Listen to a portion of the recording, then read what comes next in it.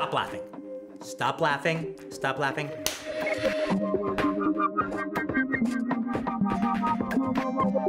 I think there's actually something kind of groovy about the fact that this isn't based on another movie. It's not based on a franchise. It's not based on a character. It's not a reboot, which I don't even understand what that title means. I just think they're remakes.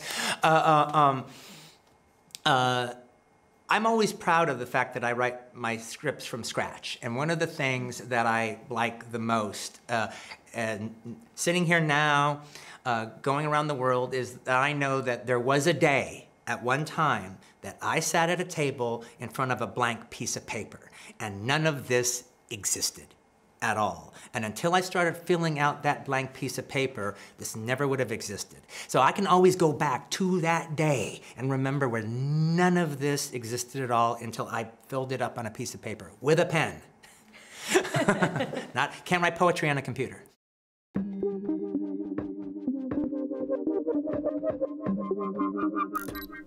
I just don't think anything compares to the community experience you have when you go to a cinema, when you're sitting amongst fellow unexpecting audiences all about to experience something together at the same time. And it heightens your experience to hear people laugh next to you and giggle and gasp and bob their heads to the music. It's just, it heightens it so much. You're never going to have that experience at home quite in the same way if you're on your own, I don't think. Also the fact that it's shot on screen and it's projected on screen. It's shot on film and projected in a cinema. It's a truly cinematic experience. And I know it because I was fortunate enough to see it in person, but these sets aren't added in post. This isn't a CGI feel. There was no green screen. There was no, we'll make it look like 1969 later. Just use your imagination for now. I was there, I got to see it, and I'm telling you, when you sit there, you can feel that. You can feel the authenticity. It's just, you are truly transported to 1969.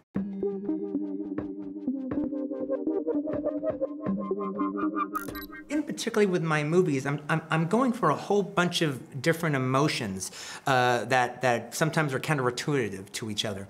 And part of that is part of what I'm trying to do is I'm playing the audience. I kind of feel my job is almost like a conductor, and the audience is my orchestra.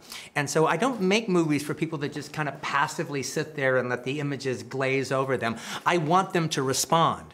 And so I make them so for the audience to actually react to, not just watch. And so I like the idea that, like, they're laughing, they're laughing, they're laughing. Stop laughing. Stop laughing, stop laughing, laugh. You know, and now when a director can do that to you, and I've been an audience member and directors have done that to me that is an audience having a good time at the cinema. That is why I go to the cinema.